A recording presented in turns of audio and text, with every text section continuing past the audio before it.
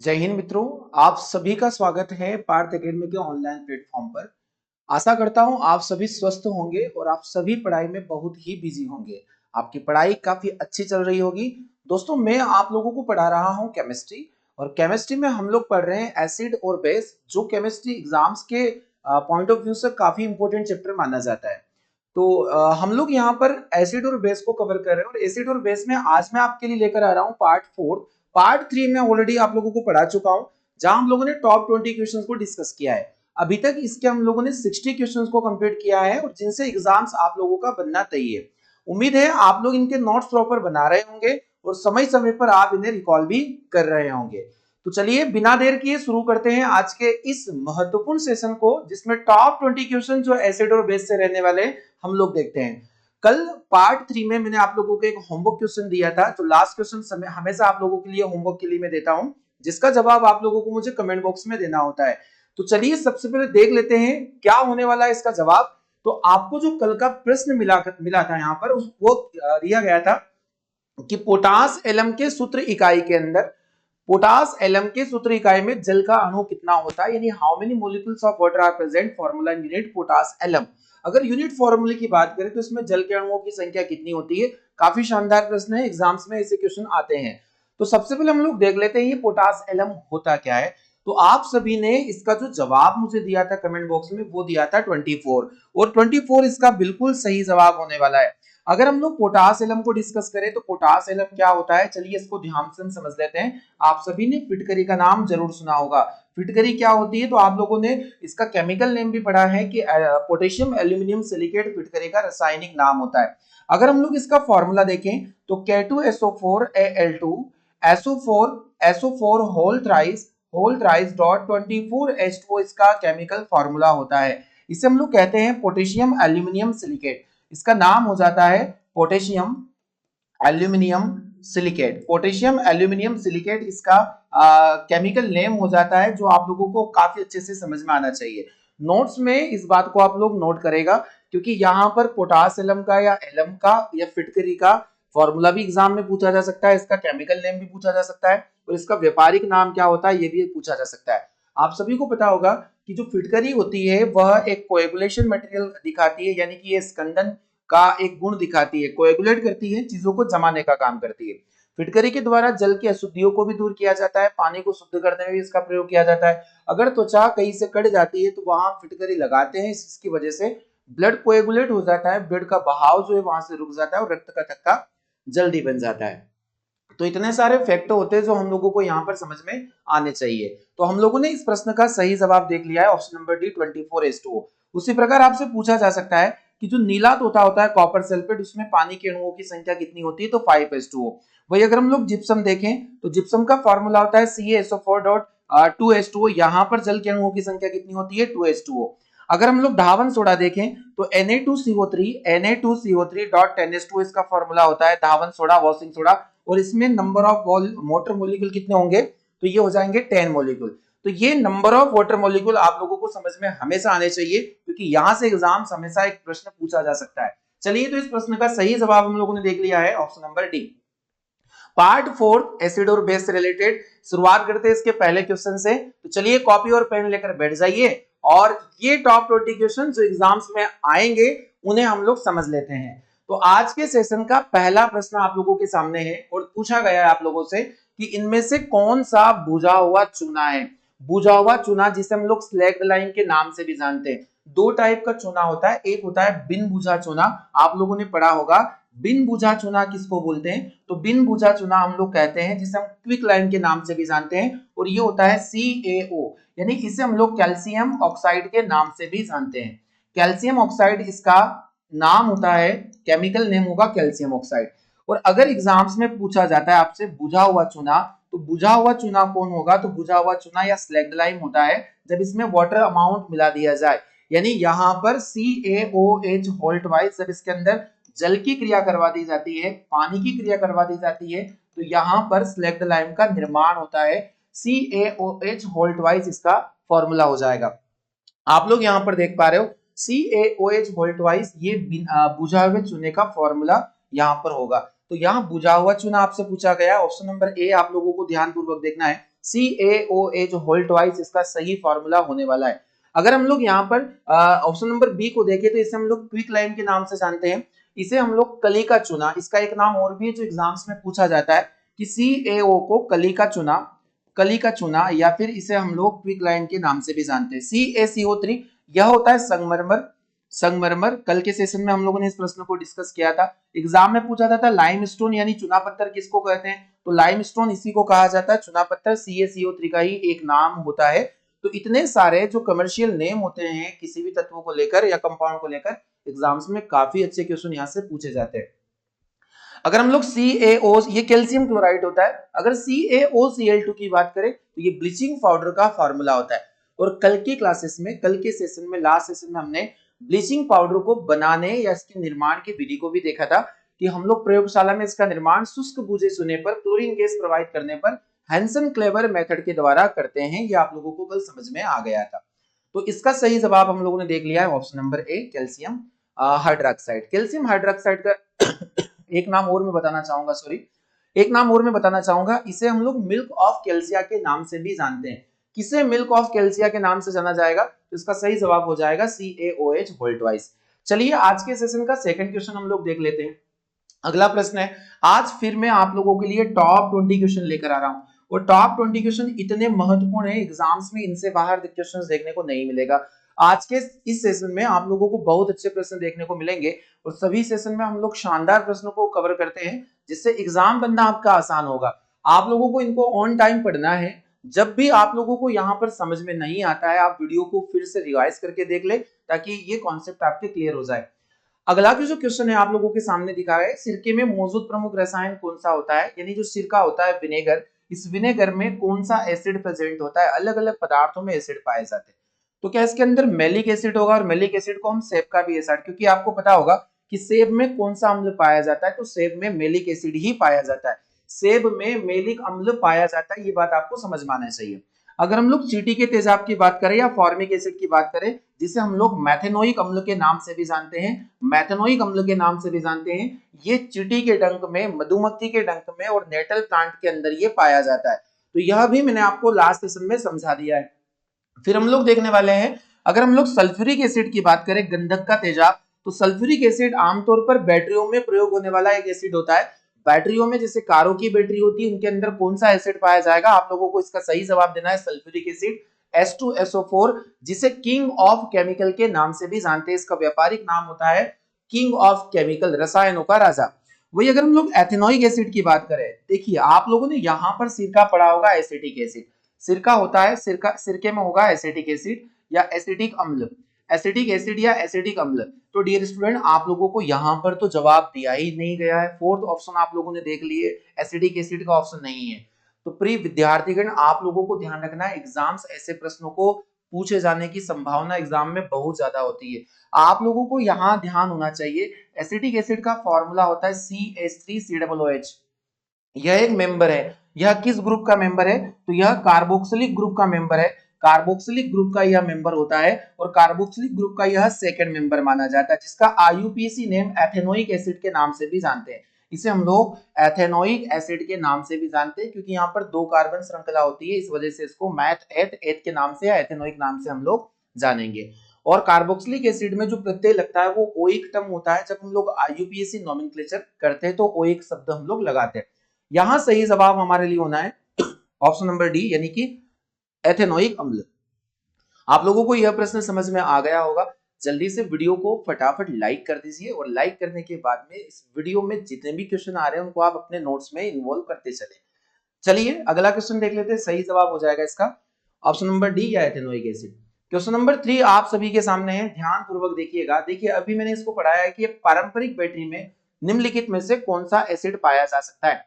एक बैटरी के अंदर कौन सा अम्ल पाया जाता है, यहाँ पर दिया गया इथाइलिन ग्लाइकोल, गंधक का तेजाब जिसे हम लोग सल्फ्यूरिक एसिड या H2SO4 के नाम से भी जानते हैं, सोडियम बाइकार्बोनेट जिसे हम लोग बेकिंग सोडा बनाते हैं, और एक है इथेनॉल। इथेनॉल हो जाता है यहाँ पर C2H5OH, जो अल्कोहल ग्रुप का सेकंड मेंबर माना जाता है। तो आप लोगों को मैंने अभी बताया कि जो बैटरी होती है, उस बैटरी के अंदर हम लोग इस्तेमाल करते हैं या यूज करते हैं, जिसे हम लोग नाम देंगे सल्फ्यूरिक एसिड या गंधक का तेजाब के नाम से भी इसको जाना जाता है, सल्फ्यूरिक एसिड H2SO4। H2SO4 का उपयोग हम लोग बैटरियों में अम्ल के रूप में करते हैं। देखिए यहाँ पर जो इलेक्ट्रोलाइट्स होते हैं, इलेक्ट्रोलाइट्स को जब हम लोग किसी बैटरी को देखें तो वहां पर दो प्रकार के इसमें आयन होंगे, एक होगा एनोड और एक होगा कैथोड। कैथोड और एनोड जिस पर एक पॉजिटिव चार्ज और एक नेगेटिव चार्ज होता है, पर इसमें इलेक्ट्रोलाइट्स के रूप में आप लोगों को ध्यान रखना है किसी भी लिक्विड को हम लोग भर सकते हैं। सही जवाब इस क्वेश्चन के लिए आप लोगों का हो जाएगा ऑप्शन नंबर बी हो जाएगा। चलिए तो क्वेश्चन नंबर बी आप लोगों ने 3 का ऑप्शन देख लिया, ऑप्शन नंबर बी। बढ़ते हैं अगले प्रश्न की ओर। अगला क्वेश्चन है बहुत ही शानदार क्वेश्चन है जो आज के सेशन में आप लोगों को मैं करवाने जा रहा हूं। इनमें से किस अम्ल को म्यूरिएटिक एसिड के नाम से भी जाना जाता है? आप लोगों ने कई प्रकार के अम्ल पढ़े होंगे, पर किस अम्ल को म्यूरिएटिक अम्ल का नाम दिया गया है? म्यूरिएटिक अम्ल यहाँ पर कौन हो जाएगा? तो यहाँ अलग अलग ऑप्शन दिया गया है कि म्यूरिएटिक अम्ल क्या हाइड्रोक्लोरिक एसिड को बोलेंगे, क्या यह सल्फ्यूरिक एसिड का नाम हो जाएगा, या फिर ये कार्बोनिक एसिड का नाम हो जाएगा, या फिर ये नाइट्रिक एसिड का नाम हो जाएगा। अगर हम लोग देखें हाइड्रोक्लोरिक एसिड को, तो आप सभी को पता होगा यह एसिड नेचुरली हमारे शरीर के अंदर आमाशय के द्वारा सेक्रेट होता है, यानी कि इसका स्त्रावन जो है हमारे आमाशय के द्वारा किया जाता है। सल्फ्यूरिक एसिड जिसे हम लोग किंग ऑफ केमिकल के नाम से भी जानते हैं, कार्बोनिक अम्ल और नाइट्रिक अम्ल HNO3 होता है। तो हम लोग अगर यहाँ पर देखें सभी जो सब्जियां वगैरह होती है उनके अंदर कार्बोनिक अम्ल पाया जाता है, कार्बोनिक अम्ल पाया जाता है।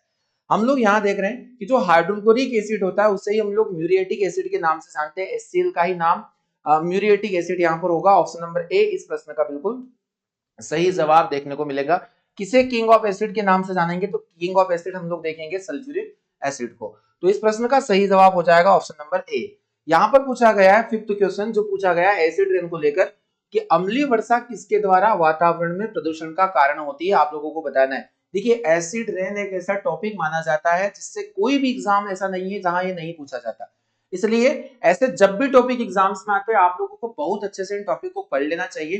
तो एसिड रेन द्वारा वातावरण में प्रदूषण के कारण होता है। देखिए एसिड रेन किसके द्वारा होगा, अम्ल वर्षा किसके द्वारा होती है? तो अगर हम लोग एसिड रेन की प्रमुख वजह देखें तो क्या ये कार्बन और नाइट्रोजन के ऑक्साइड के द्वारा होती है, या फिर नाइट्रोजन और सल्फर के द्वारा, नाइट्रोजन और फास्फोरस के द्वारा, या फिर इनमें से कोई नहीं? आपको यहां पर ध्यान रखना है जब भी आप लोगों को एसिड रेन का नाम सुनाई दे, एसिड रेन का नाम सुनाई दे, हमें नाइट्रोजन और सल्फर के यौगिकों के बारे में पता होना चाहिए।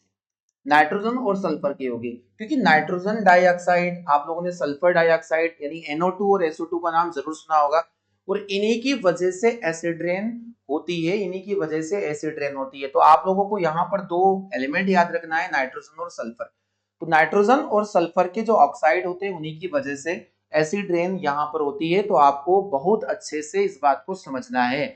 इसके दुष्प्रभाव क्या क्या हो सकते हैं आपको कमेंट बॉक्स में जाके बताना है, और आप लोगों को यह भी बताना है कि इसके परिणाम स्वरूप हमें कौन कौन से नुकसान देखने को मिल सकते हैं। चलिए बढ़ते हैं आगे। एग्जाम में आप लोगों ने सुना होगा मार्बल कैंसर किसको बोलते हैं? आप मार्बल कैंसर को थोड़ा सा डिटेल कीजिएगा। मार्बल कैंसर क्या है, मार्बल कैंसर किसे कहते हैं?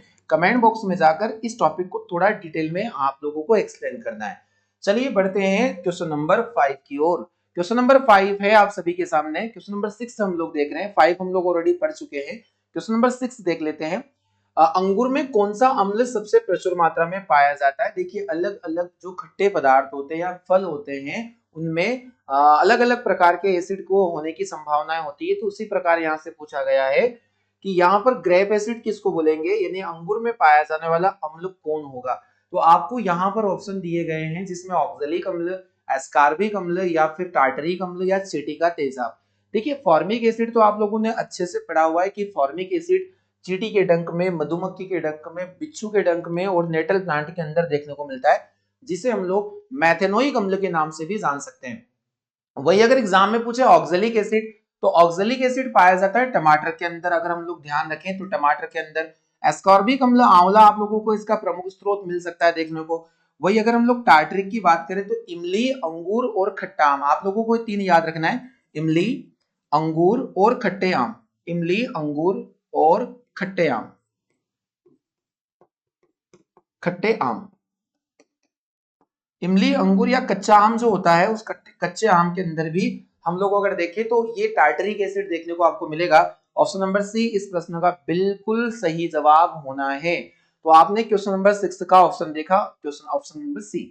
क्वेश्चन नंबर 7 यहाँ पर दिया गया है कि कपड़े पर जंग के दाग हटाने के लिए इनमें से किसका उपयोग हम लोग करते हैं, यानी remove rust stain on cloth, की जो क्लॉथ के ऊपर जो दाग धब्बे बन जाते हैं उन्हें अगर निकालना है, अगर ये दाग गहरे हैं तो इन्हें निकालने के लिए हमें किस एसिड का प्रयोग करते हैं।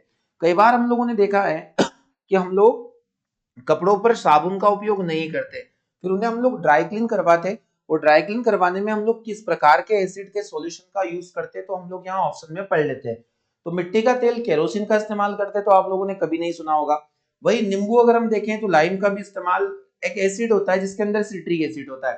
तो मोस्ट इंपोर्टेंट है ऑक्सैलिक एसिड सॉल्यूशन, यानी ऑप्शन नंबर सी कि ऑक्सैलिक अम्ल समाधान, ऑक्सैलिक एसिड सॉल्यूशन का उपयोग हम लोग ड्राई क्लीन में करते हैं, और इसी में जंग के दाग हटाने के लिए हम लोग कपड़ों से जंग के दाग हटाने में इसका प्रयोग हम लोग करते हैं। काफी महत्वपूर्ण क्वेश्चन है ये, एग्जाम्स में ऐसे प्रश्न पूछे जा सकते हैं, तो आप लोगों को ध्यान रखना है। देखिए आपकी सारी एग्जाम टेंटेटिव है और सारी एग्जाम आने वाली है, आप सभी अच्छे से पढ़ाई कीजिए, इतना अच्छे से पढ़िए क्योंकि मैंने टॉपिक वाइज आप लोगों को यहाँ पर सारे, आप लोग अपने चैनल पर जाकर देख सकते हैं, टॉपिक वाइज एमसीक्यू हम लोग टारगेट कर रहे हैं, टॉप 100 क्वेश्चन जो एक चैप्टर से पूछे जा सकते हैं, इनसे बाहर आपको कुछ भी देखने को नहीं मिलेगा, इसलिए समय पर आप लोगों को सारी क्लासेस देखना है अच्छे से। चलिए जल्दी से अगले क्वेश्चन की तरफ हम लोग बढ़ लेते हैं। अगला क्वेश्चन आप सभी के सामने कि one property of ammonia is, यानी इनमें से कौन अमोनिया का एक गुण है।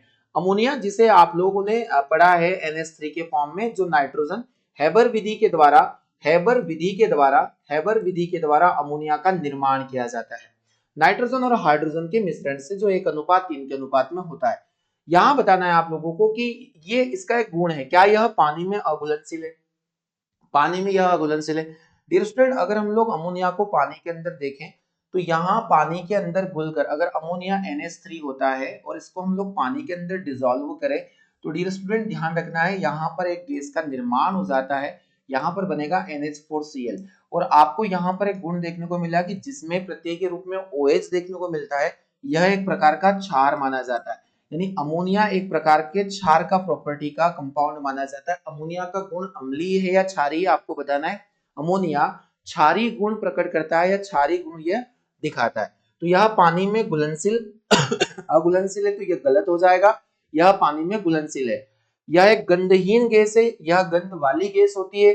अगर हम लोग देखें हम पीले रंग की गैस होती है, तो यहाँ भी ये थोड़ा अलग हो जाएगा, इसका जली घोल लाल लिटमस को नीला कर देता है। तो देखिए ध्यान से, अगर ये जली घोल अगर हम लोग उसको जल में घुलेंगे तो अमोनियम हाइड्रोक्साइड का निर्माण होता है, और ये अमोनियम हाइड्रोक्साइड एक बेस नेचर का कंपाउंड माना जाता है, और जितने भी बेस होते हैं, क्षार होते हैं, वो लिटमस पेपर, जो लाल लिटमस होता है उसको नीले में कन्वर्ट कर देते हैं, लाल को नीले में कन्वर्ट कर देते हैं, तो इसका जली घोल लाल लिटमस को नीले में कन्वर्ट करेगा। ऑप्शन नंबर डी इसका बिल्कुल सही जवाब होगा, क्योंकि यहाँ पर अमोनिया को हम लोगों ने एक्वस सॉल्यूशन में लिया, जल में घोला, यह अमोनियम हाइड्रोक्साइड बना, और अमोनियम हाइड्रोक्साइड में OH है, और हाइड्रोक्सी ग्रुप आप सभी को पता होगा जो जल में घुलने पर OH दे वो होते हैं क्षार, और क्षारों का प्रवृत्ति होता है कि लिटमस, जो नीला लिटमस होगा उसको, लाल लिटमस को ये नीले में कन्वर्ट कर देंगे। तो इतनी जानकारी आप लोगों को यहाँ पर समझ में आ गई होगी। क्वेश्चन नंबर 9 को हम लोग जल्दी से टारगेट कर लेते हैं।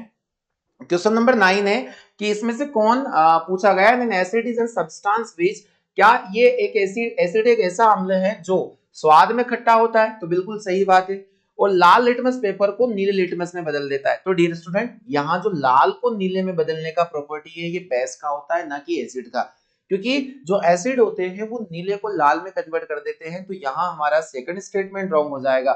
इस प्रकार के प्रश्न आप देख लीजिएगा, एग्जाम में आपको जरूर देखने को मिलेगा, तो इनकी तैयारी आप लोग यहाँ से कर लीजिए। तो यहाँ हमारे पास केवल स्टेटमेंट फर्स्ट ही इसका करेक्ट है, तो केवल एक सही है, ऑप्शन नंबर ए इसका बिल्कुल सही जवाब हो जाएगा, कि अम्ल जो होते हैं स्वाद में क्या होते हैं, खट्टे होते हैं, और लाल नीले लिटमस पेपर को ये लाल कर देते हैं। अगर ये स्टेटमेंट आता तो हमारा सही जवाब हो जाता, सही जवाब हो जाएगा इसका ऑप्शन नंबर ए। अगला क्वेश्चन जल्दी से देख लेते हैं। अगला क्वेश्चन है कि बुझे हुए चूने का रासायनिक नाम क्या है। ये रिपीटेड क्वेश्चन हो गया आज के सेशन का।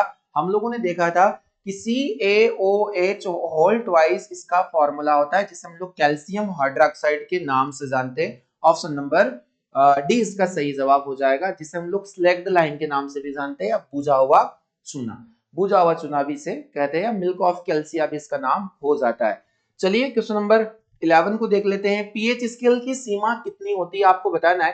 पीएच स्केल रेंज फ्रॉम, देखिए पीएच पैमाना जिसे आप लोगों को मैंने पढ़ाया है कि पीएच जो पैमाना होता है, इसकी खोज की थी सोरेनसन नामक रसायनज्ञ ने। किनके द्वारा? सोरेनसन नामक रसायनज्ञ के द्वारा पीएच पैमाने की खोज की गई। पीएच एक ऐसा स्केल होता है डियर स्टूडेंट, जिसके अंदर हम लोग एसिडिटी और बेसिसिटी को शो करते हैं। यहाँ हम लोग अगर देखें तो 0 से लेकर 14 तक इसकी रेंज होती है। यहाँ 7 होता है, यहाँ H प्लस कंसेंट्रेशन होगा, यहाँ OH माइनस कंसेंट्रेशन होगा। अगर हम लोग इससे पैमाने को बात करें तो बेजानी हपीनाला यहाँ पर इस तरीके से आप लोगों को देखना है। जो स्ट्रॉन्ग एसिड होते हैं वो रेड कलर के होते हैं, आप लोगों को यहाँ पर समझना है, और स्ट्रॉन्ग बेस होंगे वो बैंगनी कलर देंगे, ये आप लोगों को समझना पड़ेगा। तो पीएच में जो रेंज होती है वो 1 to 10, ये 1 to 14 रॉन्ग हो जाएगा। 1 to 14 नहीं है डियर स्टूडेंट, क्योंकि सांद्र HCl का पीएच वैल्यू 0 होता है। तो 0 तभी होगा जब पीएच स्केल ने 0 दिखाया होगा। तो यहाँ पर 0 से 14 वाला ऑप्शन हम लोग देख रहे हैं। ऑप्शन नंबर सी बिल्कुल सही जवाब होना है इस प्रश्न के लिए। तो 11 आप लोगों को पता है, और पीएच स्केल हर एक पदार्थों के पीएच मान आप लोगों को वन लाइन फैक्ट में पूछे जा सकते हैं, तो आप इन्हें अच्छे से प्रिपेयर कर ले। चलिए अगला क्वेश्चन देख लेते हैं। क्वेश्चन नंबर 12 आप सभी के सामने, देखिए काफी अच्छा क्वेश्चन है, आप क्वेश्चन का लेवल देख सकते हैं, आप लोगों के सामने यहाँ पर है। पूछा गया है यहाँ पर कि इनमें से क्या होगा जब किसी अम्ल या क्षार को पानी में मिलाया जाए। कोई भी एसिड है या कोई भी बेस है, अगर उसे हम लोग वाटर डिसॉल्व करते हैं तो क्या होगा। देखिए सबसे पहले आपको छोटी जानकारी दे देता हूं मैं कि जो एसिड होते हैं वो जल के अंदर घुलेंगे तो H प्लस प्रोवाइड करेंगे, और जितने भी बेस होंगे वो जल के अंदर घुलने पर OH माइनस प्रोवाइड करेंगे। आर्हेनियस का एक स्टेटमेंट हुआ है, और जो आप लोगों ने पढ़ा है कि यही H प्लस जल के अंदर स्वतंत्र नहीं रहता, और ये पानी से रिएक्ट करके, अगेन ये पानी से क्रिया करके हाइड्रोनियम आयन भी बना लेता है, H3O आयन भी यहाँ पर निर्माण करेगा।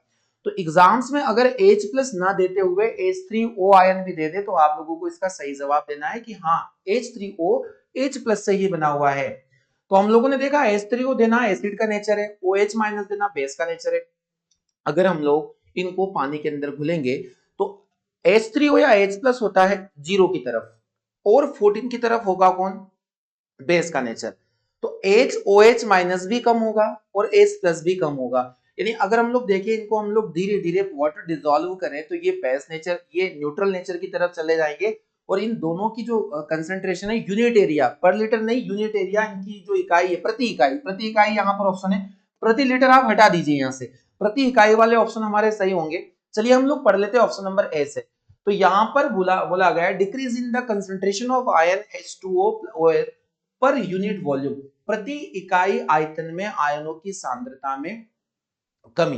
क्या ये सही होगा? तो हम लोग इसको भी देख लेते हैं, अभी ये भी हमारा सही हो सकता है। प्रति लीटर हटा देना यहाँ से, प्रति इकाई आयतन हम लोगों को देखना है। प्रति इकाई आयतन में H3O, यानी यहाँ पर बोला गया सांद्रता में कमी होती है, यहाँ पर बोला गया कि H3O OH माइनस की सांद्रता में कमी। तो यहाँ पर ये भी आप लोगों का सही हो सकता है। आगे हम लोग देखते हैं, तो प्रति इकाई आयतन में आयनों की सांद्रता में कमी। तो अगर यहाँ देखें तो लगभग लगभग सारे ऑप्शन हमें मैच होते हुए दिख रहे हैं। आप लोगों को इतना याद रखना है कि यहाँ H2O को आप लोगों को H3O कर लेना है सबसे पहली चीज। और क्या होगा कि प्रति इकाई आयतन में आयनों की सांद्रता, जितनी भी आयन H प्लस आयन होते हैं और OH माइनस आयन होते हैं, इनमें धीरे धीरे क्या होती चली जाएगी?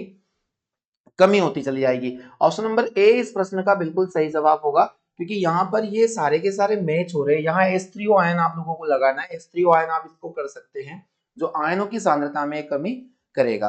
तो सही जवाब इसका हम लोगों ने देख लिया, ऑप्शन नंबर ए हो जाएगा। चलिए क्वेश्चन नंबर 13 है आपके सामने,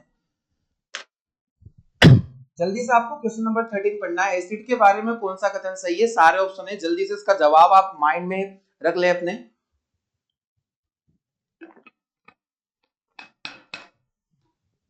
बोला गया आपको, यहां पर बोला गया है कि प्रति एसिड के बारे में कौन सा कथन सही हो जाएगा।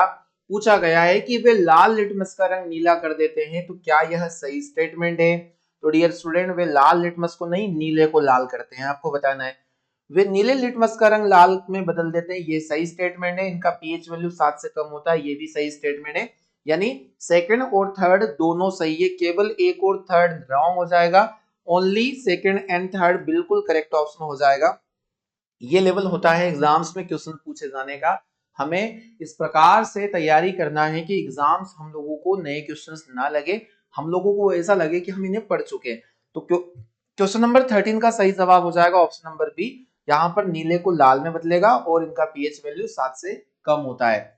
अगला क्वेश्चन देख लेते हैं। 14 क्वेश्चन है, इनमें से कौन सा कथन सही है आपको बताना है। करेक्ट स्टेटमेंट यहाँ पर कौन सा दिया गया है, चलिए पढ़ लेते हैं।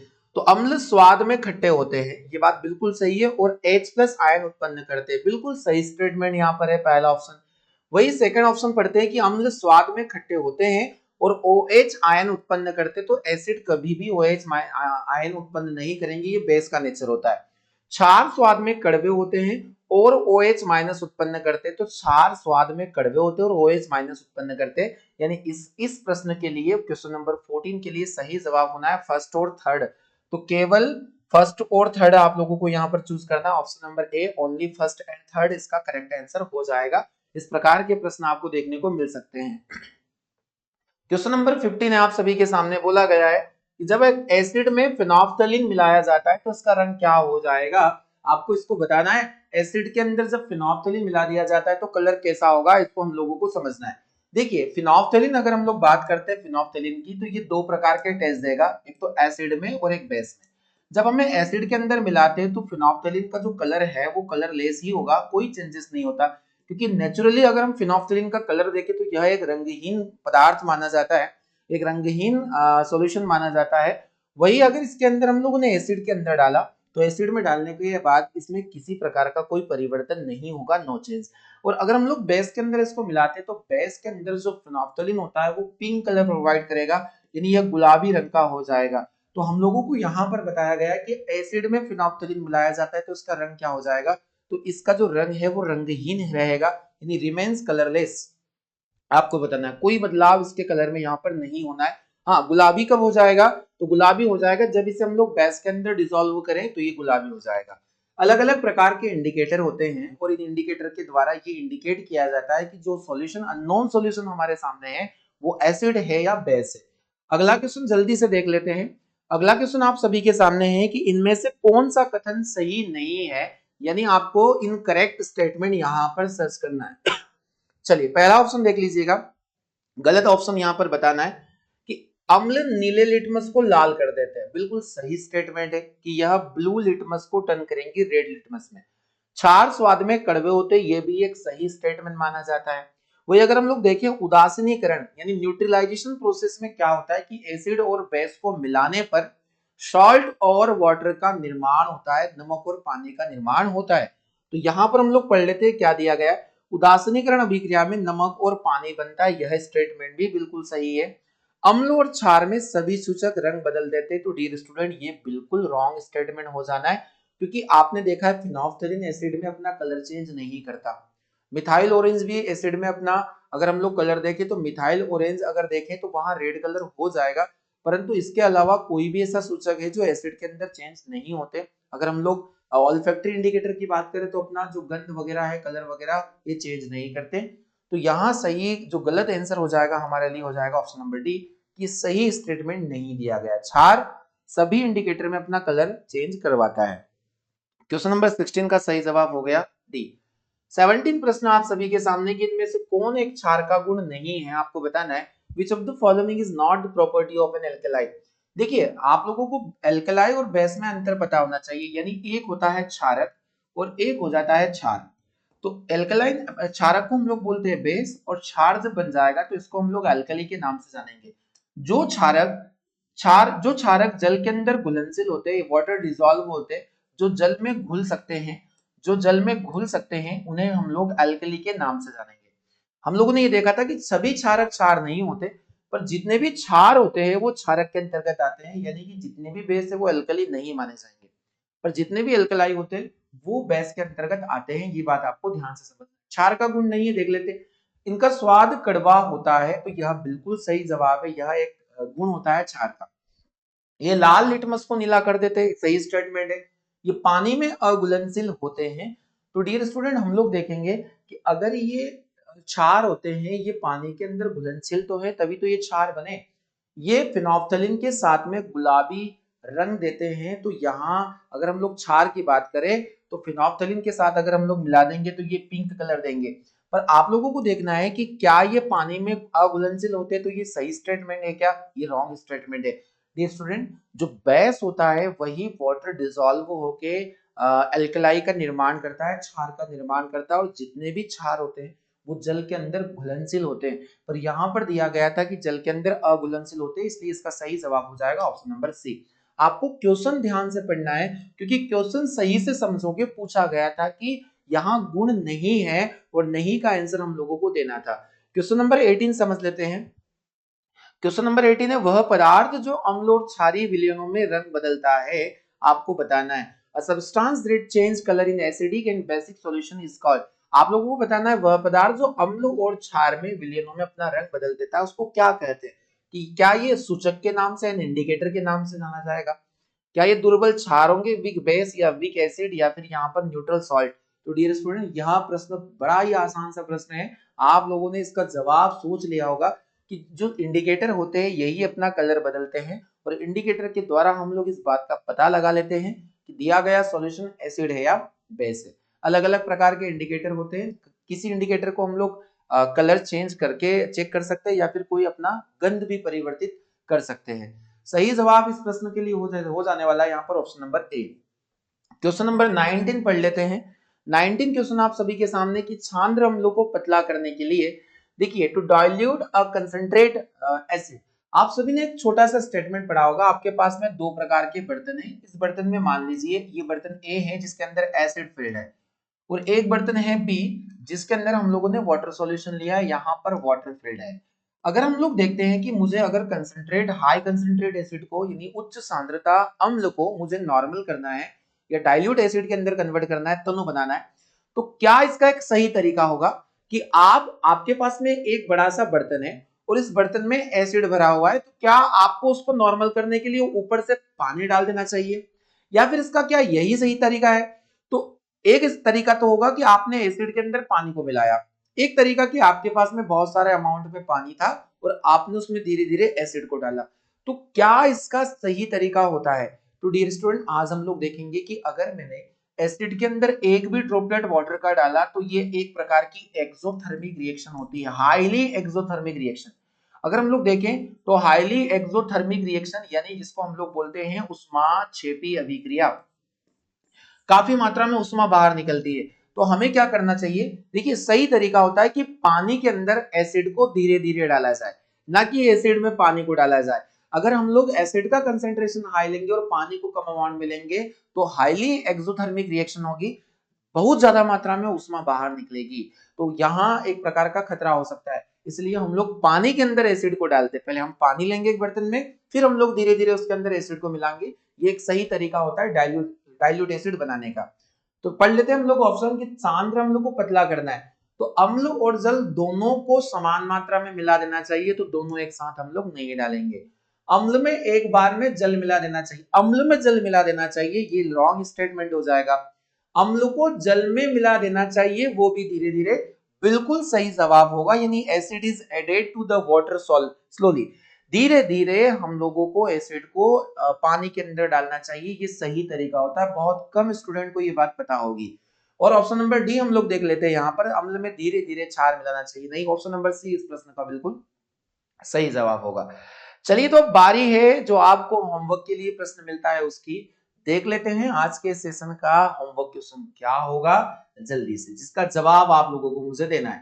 आपके लिए होमवर्क है आज का कि फलों और सब्जियों में मौजूद अम्लों को क्या कहा जाता है। अगर आपने इस सेशन को ध्यान पूर्वक देखा है तो मेरे द्वारा इस स्टेटमेंट को समझाया गया इस सेशन में कि सभी सब्जियों और फलों में मुख्य रूप से कौन सा एसिड पाया जाएगा, या कि उस अम्ल को क्या कहते हैं।